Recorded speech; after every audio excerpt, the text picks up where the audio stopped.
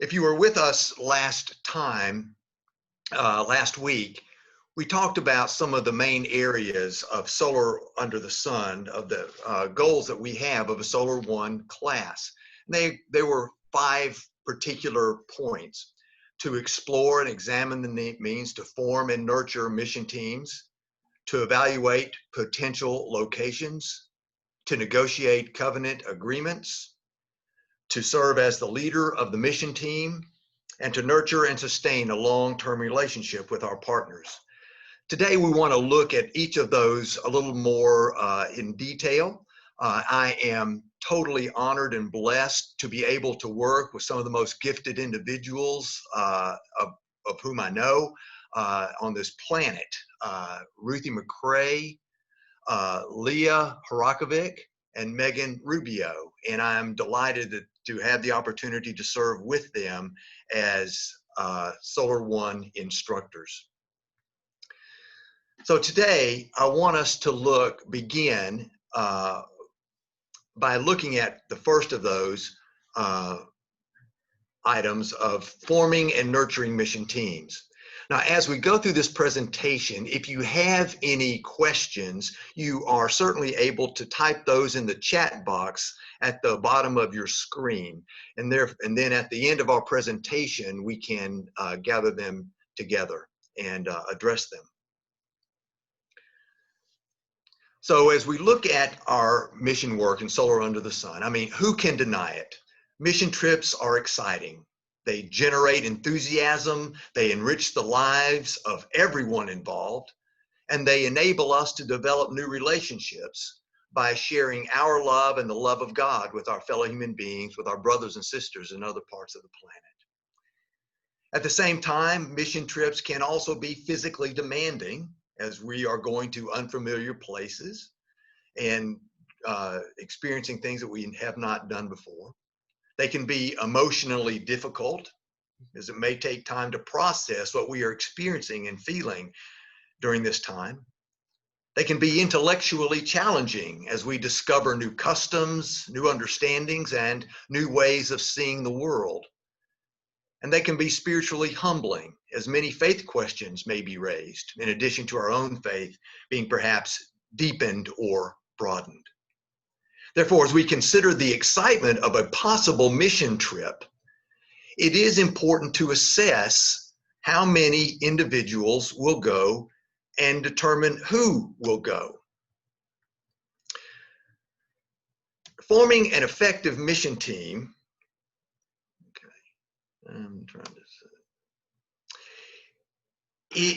does not mean that everyone is wearing the same cool t-shirt.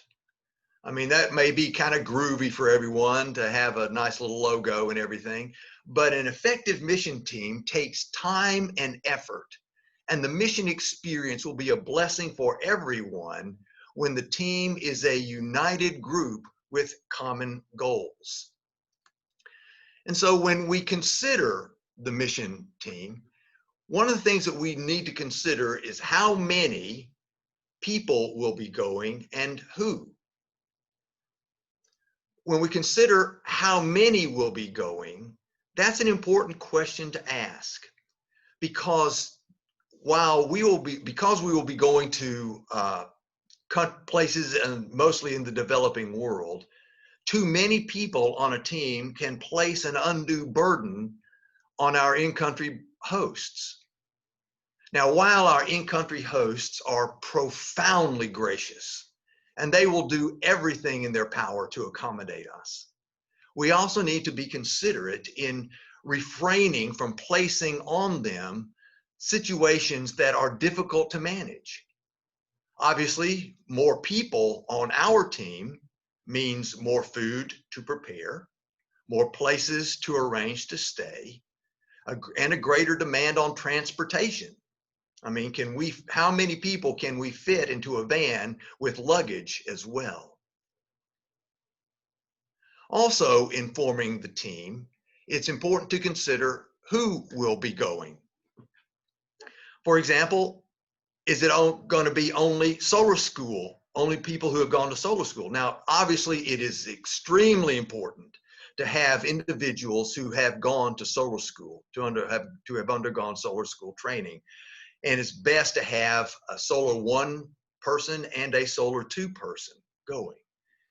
But are those the only people? You know, you may have obviously more. Hopefully, you will have more than just a couple of solar school graduates. But is anyone welcome? Or will there be an application process? Is it first come, first serve? Do mission committee members have the right of first refusal? What about people with mission experience? So who will have the opportunity to participate in this team? Again, trying to balance numbers and gifts. How will we make that work? Those are some important questions to consider. But regardless of who is going to join you on the trip, let me encourage you to be sure that everyone who goes on the trip has a specific role, because when people blend their gifts together, it makes for a better experience for everyone involved. For example, we have someone who is gifted in first aid, so that if scrapes happen or allergies need to be attended to, or cuts or bruises, who is going to be able to attend to those? Are you going to have a person to take photographs? Is you going to have, now obviously everybody kind of has a cell phone, but will you have someone who is going to chronicle the trip and bring back those photographs? On one of our trips, we had an individual who took with him a small portable printer, and he was a very gifted photographer. And when you go to the developing world, as many of us know, people like to have their pictures taken. And this individual, this fellow, would take pictures of the families in the village and give them to them, print them up. And for many of them, it was the first family picture that they had ever had. So who is going to document the trip through photographs? Are you going to have someone who is going to be the recorder, to keep the minutes? If your church wants to blog a particular day, is there going to be someone to do that? Who's going to be the bookkeeper? Is there someone who's going to keep track of all the receipts, which can be a nightmare? Who's going to keep track of the finances and the money? And also, is there someone who is going to be a devotional leader? And that is an important role. In fact, we at Solar Under the Sun think that devotions are so critical to a mission team experience that we include in our Solar One manual a series of devotions that can be used. And in fact, Leah, one of our presenters today, is the one who put those together for us.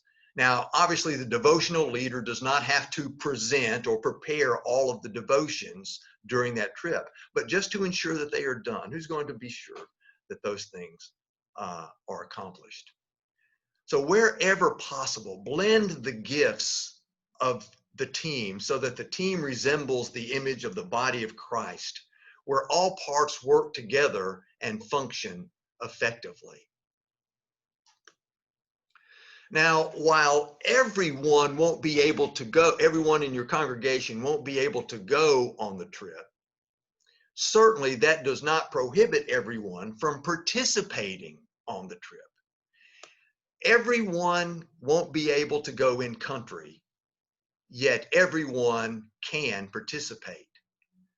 There is a way to include the congregation in these wonderful things by writing cards for each of the members on the team, to have the individuals in your church write a card so that each day during your devotion, the devotional leader, can hand out a card that was written by one of the congregational members to let them know that we're praying for you, that we're supporting you in what we do. Enable the congregation to purchase parts of the system.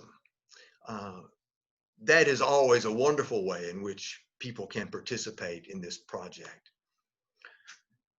During worship, to have a commissioning service so that those who do go on the trip are supported and sustained through prayer, and then obviously have the prayer chain.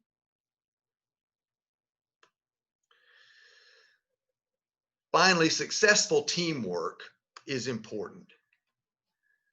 Successful mission trips usually start with groups that not only what they're working toward, but also how to work together in relationship to reach it. In building a team, it could be beneficial, perhaps, to cook a meal together. And that activity could also include washing the dishes. Do a show and tell event. Ask each person to bring an item that tells the group something about him or her, and then share why it describes who he or she happens to be. To pack the team's luggage and equipment together. Discuss and reflect together on what it means to be a team player, and to share your expectations and fears for the trip. And not necessarily fears, the concerns, some things that when you go on this trip, you're going to be leaving some people and some things behind. What are you going to be leaving behind that you also value while you go to do this mission work? Indeed, it is something to consider when we try to form and nurture our teams. So I invite you to consider that essentially. Now I want to introduce Megan Rubio, who will help us in how we can evaluate potential locations when we travel in country for a solar under the sun installation. Thank you, Tom.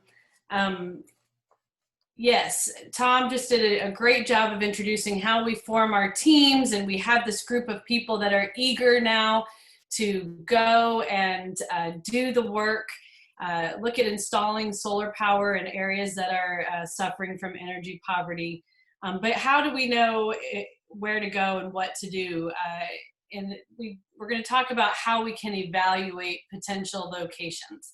Now, I would like to tell you that the courses that we offer at Solar Under the Sun, you span several days, and we take a good amount of time to go in depth on each of these topics. And right now, we're not going to be able to answer everything that we cover in that 3-day-long class, but we want to give you a taste of what that's going to look like and the things that you're going to learn when you come to solar school. So talking about evaluating potential locations, I'd like to start first by explaining that Solar Under the Sun suggests and teaches a 3-trip model when we're talking about doing a solar project in country.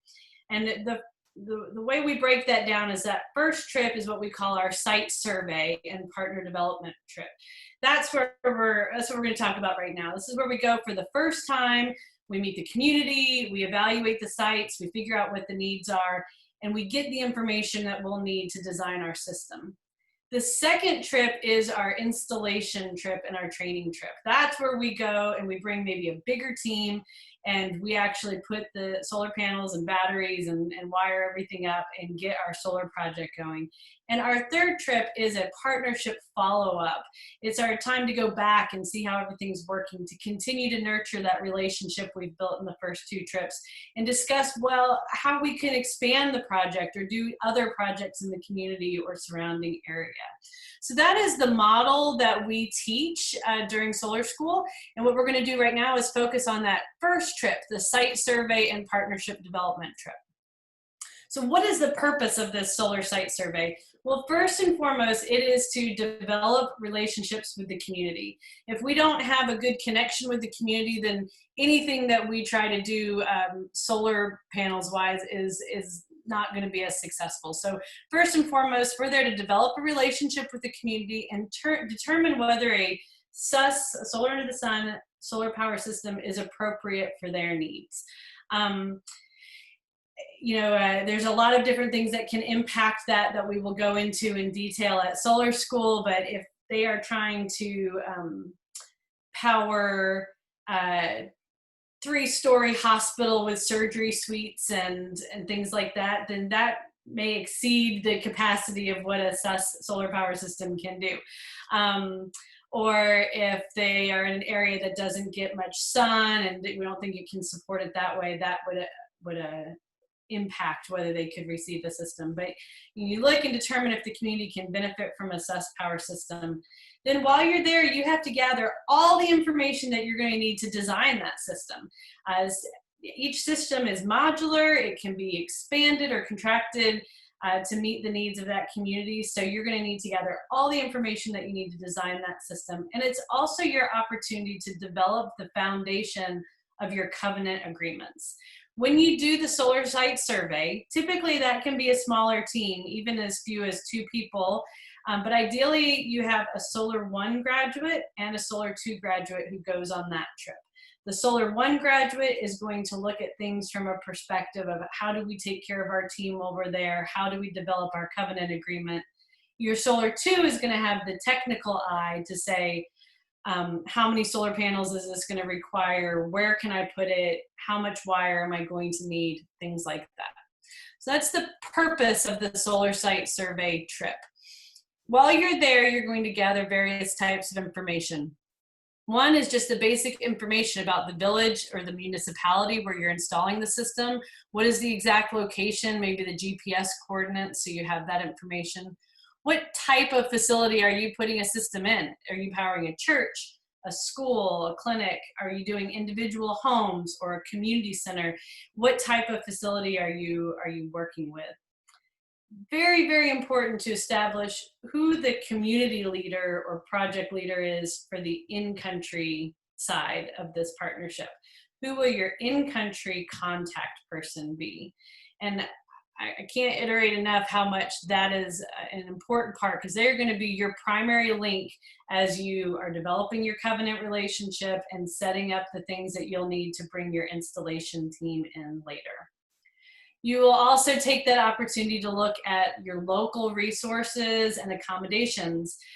When you're there with a team for the installation, how will you have safe food and clean water? Where will people sleep?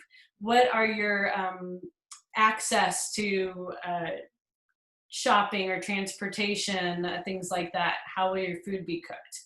You also want to take this opportunity to gather information about the local area and the community. What is the economy like? What do most of the people in this community do for a living?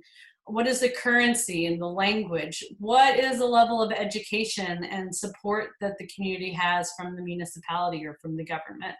It's all really important information to gather to take back to your congregation and take back to your full team when you're looking at developing your system. We'll also use this trip to determine the suitability of the site.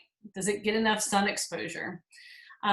Really, really important questions to ask are, can we obtain solar panels and can we obtain batteries and things like that that we cannot bring in with us in our suitcase? If so, what are those manufacturers, or what are those electrical shops where we can get this stuff from? How do we get in contact with those folks? In addition to whether we can get the equipment we need, can we secure the system? Is there concern about whether the system will be secure from theft or damage or things like that? And how would we go about doing that? And then this one I really want to emphasize because I think it's extremely important. Does this community have the leadership and cooperation to support a covenant and sustain a system? It is possible that the community itself will need more time to organize or to develop the leadership to be able to sustain and support the system, to be able to make sure that the community can use it effectively. When you come to Solar School, we'll talk much more in detail about how you make that evaluation or what you can do to support the community to develop that leadership and cooperation that's necessary to make a system successful. In addition to that information, you're going to gather all the information you will need to design a system. This means, what are the electrical needs of the community? What are you trying to power? If it's a school, how many classrooms does it have? How many lights are needed for each classroom? How long will they be run for each week? Are you putting in a water filtration system? How many people are in the community, and how many gallons of clean water might you need to pump or to process each day? Uh, is there a need for a computer or a television or radio? These kinds of things. You're going to determine all of the electrical needs of the community to determine what you would be able to meet and how your system needs to be sized. So we take note and evaluate existing electrical equipment. And this is where the Solar 2s are really helpful in this process, because they're going to have the eye for the technical stuff. They're going to want to take lots of measurements, take lots of pictures. I've got just an example of a system that we did in Haiti. This was a picture of during the solar site survey of what their existing situation was.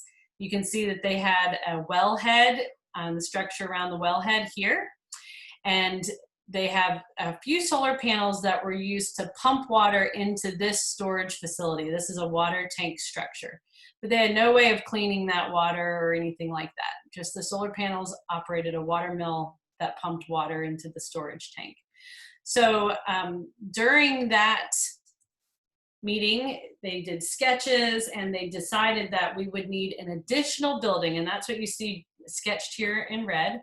They would need to build an additional building near that original water tank to hold the clean water tank, the electrical equipment, and the water filtration equipment.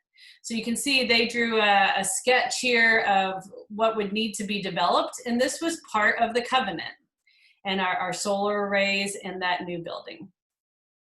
Then when they came back for the installation, this is two pictures kind of cut together here, but when they came back for the installation, you can see that they had fulfilled that part of the covenant by building this building here. So this was the original water tank and wellhead over here. And they had built this additional building to hold the electrical equipment, the water filtration equipment, the clean water tank, which would sit up here, and the solar panels. So these are the kinds of things. This is the reason that we do the solar site survey, so that you can lay that foundation and lay that groundwork to be able to size your system and develop the relationship with the community that's needed as we move forward. And now, speaking of covenants and relationships, I'm happy to pass it over to Leah to talk more about what those covenants look like and how we go about building those relationships. Thank you, Megan. So I'm Leah, and I'm so glad to be with you tonight. Thank you for the gift of your time this evening. So a little bit about covenants and covenant building. Megan mentioned the importance of being clear about who will do what, and the more details that you can work out as you build the relationship with your covenant partners, the better. Let's see. Move this along. Is that working?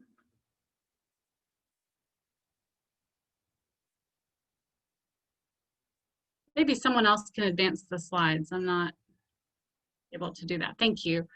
So covenants versus a contract. In our regular lives, covenants may not be something that we work out very often, except in the context maybe of our faith life, but there's a strong history of covenants in our faith story. When you think about the covenant between Noah and God, and you think about the covenant between the God of Israel and the people, then you think about the covenants that we make in our lives, covenants in marriage.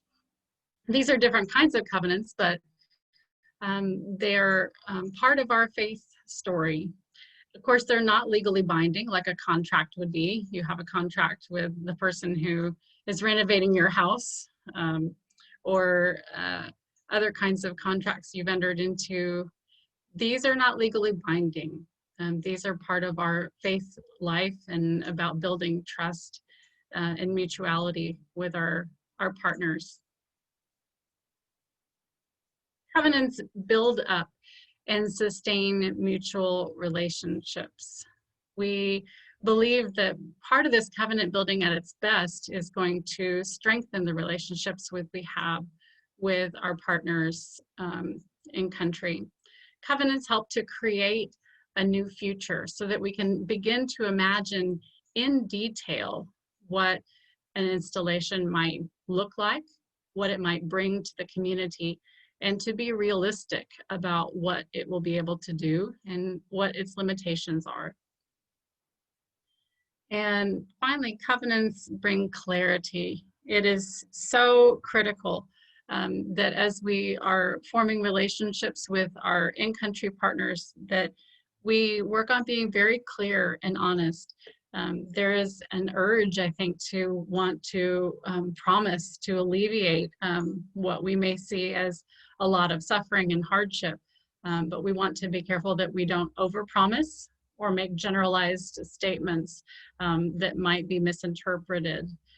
We want to make sure that these systems meet real need and are not disappointing, but rather a joy for the community and the individuals involved.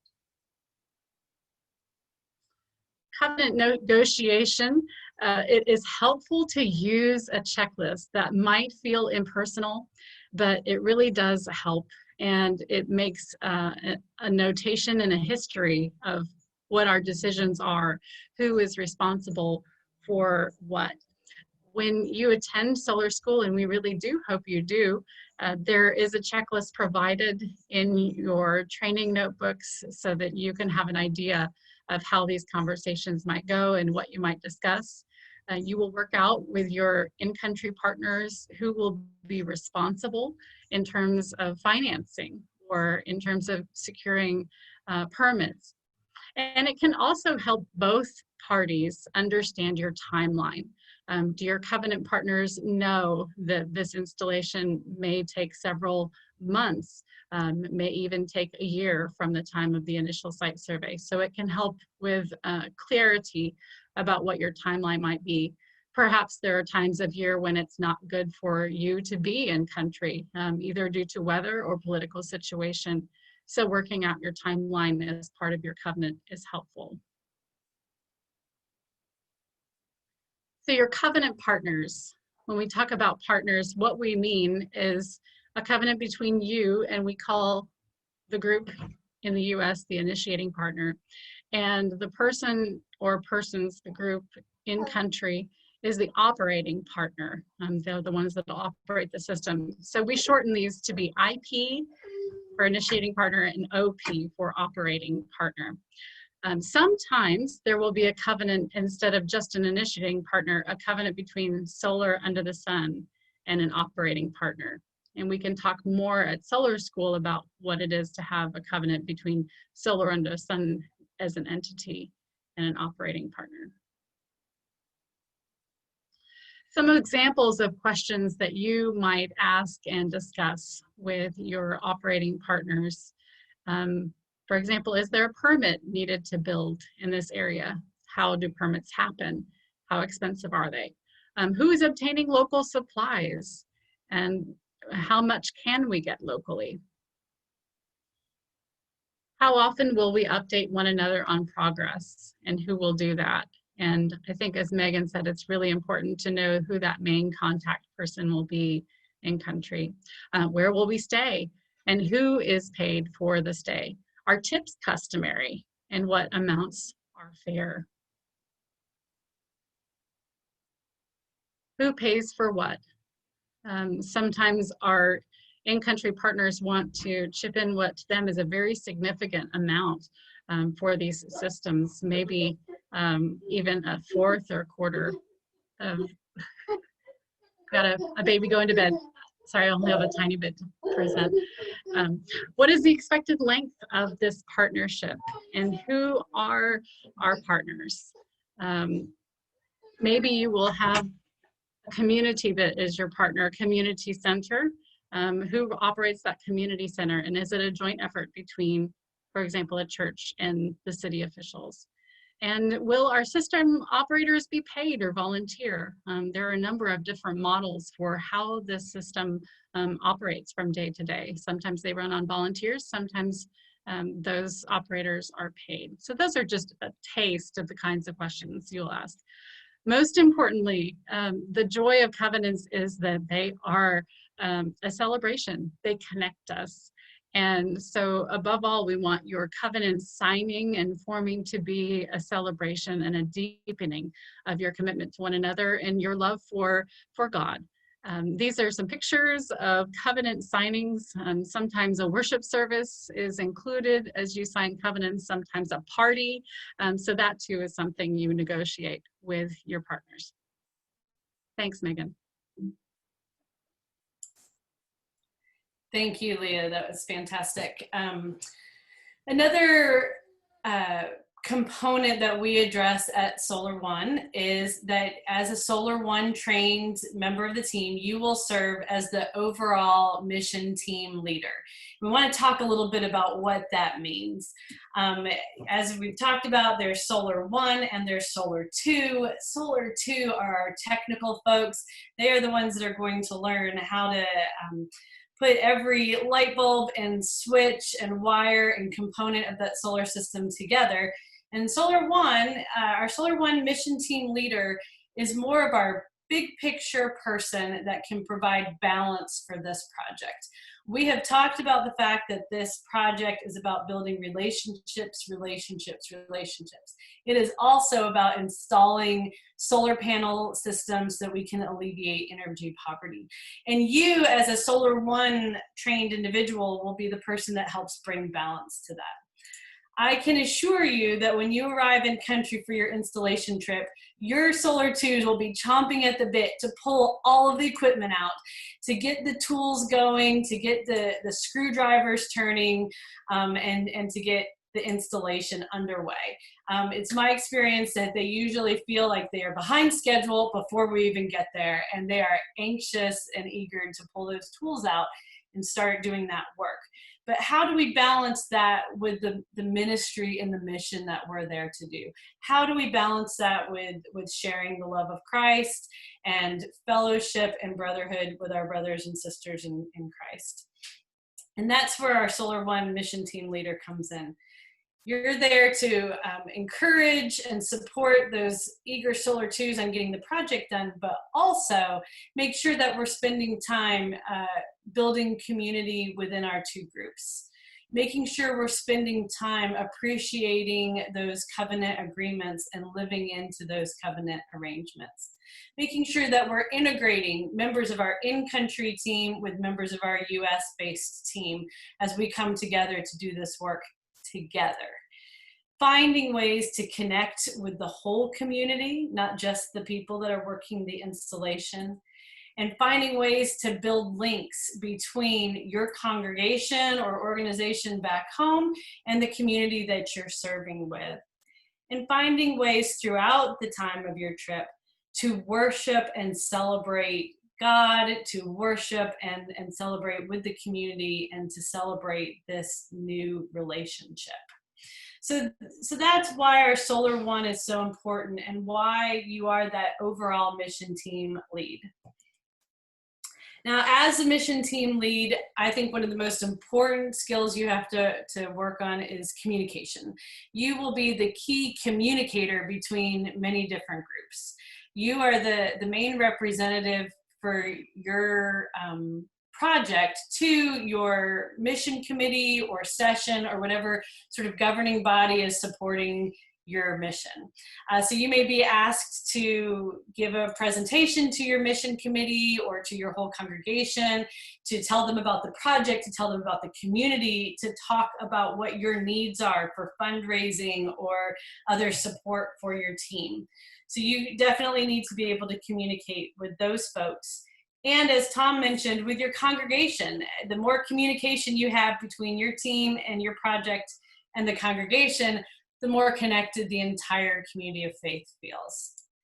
You are also the primary communicator with your mission team, the people who are going to go with you in country and experience this trip and build this project. And I think this is so important because you're going to be taking, will probably be a group of diverse individuals. Maybe some have a lot of mission experience or have traveled abroad before. Maybe some have never been out of the country before, or certainly haven't been to the developing world where the situation might be different than if they took a trip to a resort abroad. And being able to communicate what to expect, communicate flexibility, all those kinds of things, that helps alleviate anxiety. It helps reduce people's stress about traveling and helps them be able to process and enjoy what they can gain from this trip. So you will be the primary communicator with your mission team. And like we talked about before, it's so important that you will most likely be the primary communicator with your in-country partners. Now, talking with them during your site survey trip, continuing to try to communicate with them to set up all the things that need to happen logistically between that site survey trip and the installation trip, and then continuing to maintain that relationship. They will be your connection with the community that's operating your system. So a lot of the Solar One work is in some of the logistics and planning. And we've talked about team building, we've talked about covenant development and site surveys, but there's all of the things that go into planning a mission trip with a team. I'm going to start by highlighting what your Solar 2s are going to do. Your Solar 2 is going to be responsible for designing that system. They are going to do the equipment buy list, every component that needs to be purchased and will be purchased in country or in the United States. They will be extremely excited to put together a list of tools, who's going to bring what tools, and make sure that they have all the tools that they need while they're over there, and maybe how they're going to distribute all of the equipment that the US-based team is bringing in their luggage. And they will help put together the training materials, and all of that is a lot to focus on. The Solar One team leader basically gets everything else. Now, like Tom mentioned, it's important to delegate some of these responsibilities so you don't personally have to do all of these things, but you are the one that's overseeing travel arrangements, things like plane tickets, making sure everybody has their passports, knowing what immunizations people need, how to fill out the customs form. They pass those forms out on the airplane, and if you don't know the address of the place you're staying, you might not know how to fill that customs form out. You'll also be working on, with those in-country partners, on transportation. Are you renting vehicles? Do you need drivers? Will you need translators in country to help with language barriers? Where will you stay? How will you get that healthy food and clean water that your team is going to need? As has already been alluded to, the money. The money and the receipts can be quite a big component of any trip like this. And there's lots of different ways to do it, and we will go over a lot of those things in our Solar One class, but I can tell you the first time that I went and was responsible for all of the money, I remember having this moment of awe as I stood with my in-country partner in the rental car place signing for several pickup trucks.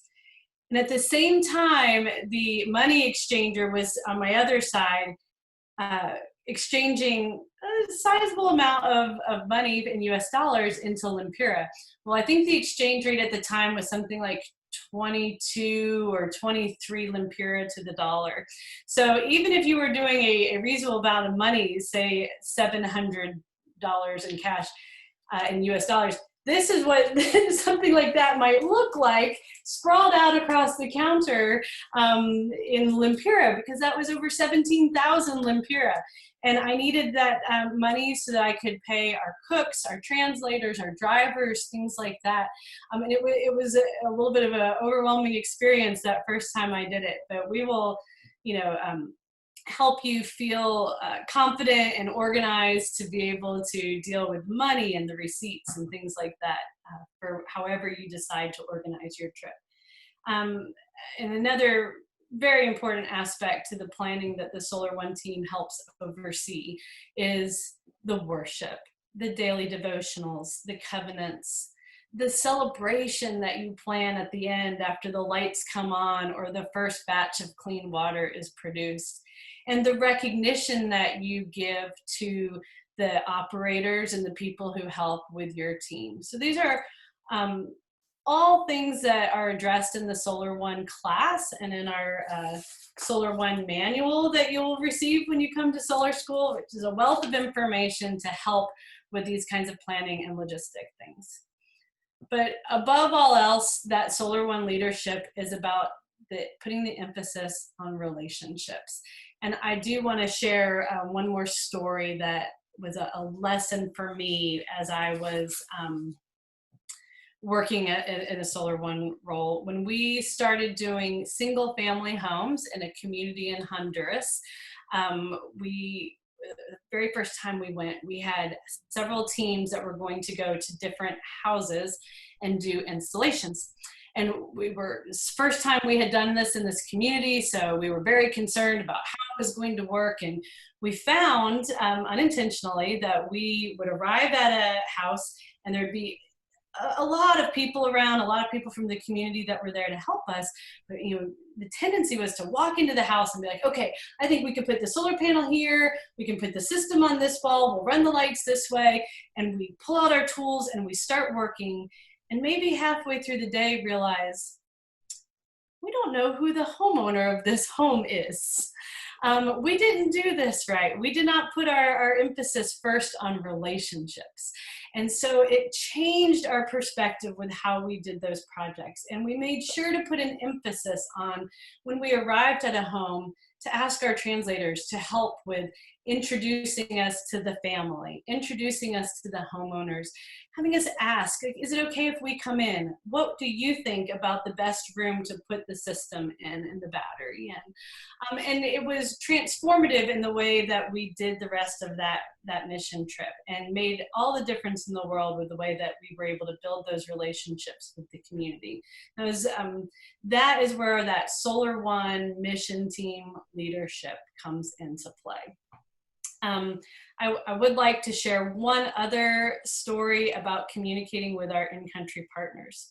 Those in-country partners are so essential, not just in helping with translating languages, but in helping translate customs and cultures, and helping us, again, with those relationship building endeavors.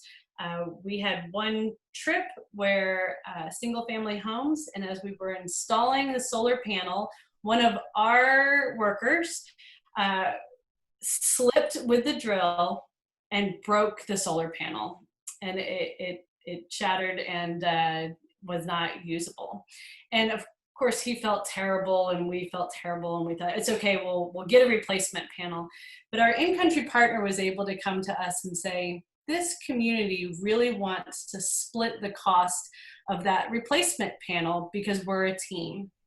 And that was such an incredible moment for us to realize that even though maybe we had more resources, that we had developed a partnership that was such that our in-country community very much wanted to participate in repair of the accident that happened. And so luckily our in-country partner was able to communicate with me that it would help strengthen our relationship to split the cost of the replacement panel, rather than for us just to be like, no, we'll take care of it. So these are the kinds of things that we will go into more depth about in that Solar One class, and why those relationships are the cornerstone of what we do. And at this time, I will turn it over to Ruthie, who's going to talk a little bit more about nurturing and sustaining those long-term relationships well into the future. Thank you, Megan. And I have to say, you were just super on that talk. There was a lot of information given, and you'll even get more information when you come to Solar School. But I wanted to show this first picture is in Puerto Rico. We actually did 3 trips in Puerto Rico. One was the survey, and one was a 24-volt family system on the second trip. And I've got a picture of that because I thought it was just a beautiful way that the community came together here to support this family. It was a gentleman and his wife, and she is a diabetic, and they needed refrigerations to store her medications. And so they came in support of this family. And the lady on the end is a Presbyterian minister at the church there, community church there in where they were at in Puerto Rico. She gave us a talk. Chris talked. And unfortunately, on the other side of the frame where you cannot see, there were a lot of other people. We had 4 Puerto Ricans come to our solar school in the States, and they were there. And the Puerto Ricans just have a remarkable way of staying close in relationship, and they feel a certain responsibility for each other. And they're also, because a lot of these people in Puerto Rico do have access to internet, it has been easy to keep in contact with them. We're friends on Facebook, Instant Messenger. We share family photos and pictures and joys and sorrows. When they had their hurricane, they were a long, long time without power. And so this system was to ensure that that man would have refrigeration when power does go down, because it is not real reliable. Next picture, I chose this picture because the very first trip to Puerto Rico, we met a gentleman named Wilberto, and he had one of these open air buggies with flags and Caribbean music playing, and he was just a delight. And he took us to the Presbyterian camp, but on the way, he also took us to his home, and he has installed numerous solar panels on his home, has water on the roof, and it can be heated, and they have clean water. After the hurricane, there were 50 people that actually lived in his home because they were one of the few that had any power. And he welcomed them all. And that's what I love about the spirit of the Puerto Ricans.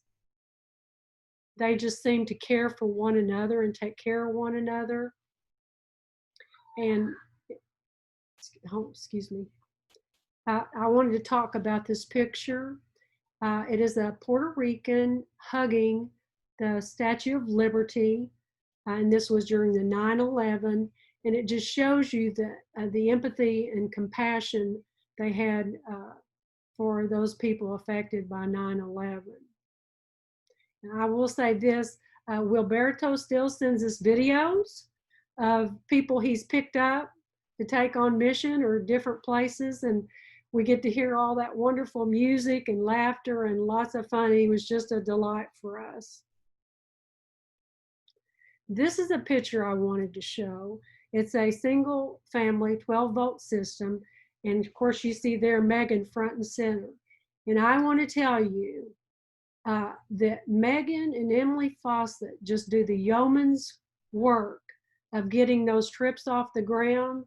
They do it all. I mean, from, ordering all the equipment to dispersing it, to getting plane tickets and flight arrangements and everything that list that Megan showed you of all Solar One responsibilities, they do it all.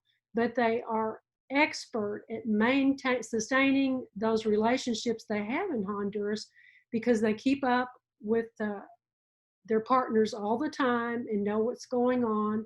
They had 2 trips this year that were canceled, and it was such a disappointment for them and the Honduran people, and that was created because of the pandemic. But they just do a stellar job at maintaining those relationships. This picture is one I chose because I love it so much, seeing all those children lined up. And I just wanted to show this picture so you could see what impact that you have when you come to countries. The whole village turns out, And this was a solar install in El Horno, Honduras, for a church. And after the dedication, people typically line up with a little cup so they can get a clean cup of water. But here, these children were going to be receiving a treat. Chris does not remember exactly what that treat was, but I just love this picture. I hope you enjoy it too. But you will have more of an impact than you can imagine when you go do mission in many countries. This was a picture in Haiti. It's called Sorel, Haiti. It's a very remote village. We went there to do water and solar. And for those who, such as myself, who are not technically savvy, we end up working more on relationships, teaching health and hygiene, teaching about clean water and the necessity for it. And it always brightens my spirit when I see children in Haiti, because Haiti is just an absolute country of children. And let me tell you, it does not take much to make them happy and to appreciate you. And they're so curious about you. They love to see what you're wearing or see your jewelry. And I promise you, if you ever want to feel like a rock star, just come to Haiti and surround yourself with children, because you will. This is my last picture. I wanted to share the story about this little lady. When we go to Haiti, we try to bring just utilitarian things, because Haiti is a country that is so austere and without most amenities. And so we buy just a little sewing kits. You can buy them for $1 at Dollar General. We buy a little inexpensive jewelry and scarves. Oh my gosh, the Haitian women can tie a scarf in 1,001 ways. And I have to interject a little story here before I finish about this lady. But Tom Mulrick, who was our pastor in Fort Smith, Arkansas at Central Presbyterian Church at the time, we were going to go on a trip to Benin, Haiti. And we invited the women of the church to donate scarves, because we knew by previous experience how much the women love those. And so Tom had a whole suitcase full of scarves, and I brought scarves too. So after the dedication of our system, we invited any of the ladies who wanted to come up and receive a scarf. They could do that. Well, I'm telling you, you never saw such a rush of women in your life. It was almost scary. But anyway, they do love scarves. So back to this little lady. When we met her, she just looked so worn and weary, and we didn't really know why. But someone, I think, had conveyed that she was sad. And because Sally Smith was on this mission, and her church loves to make clothes. So she brought a bunch of clothes, and I brought in expensive jewelry. And so we put them together for an outfit for this little lady, and we gifted her with that. And so she took it home, and we didn't see her for a long time.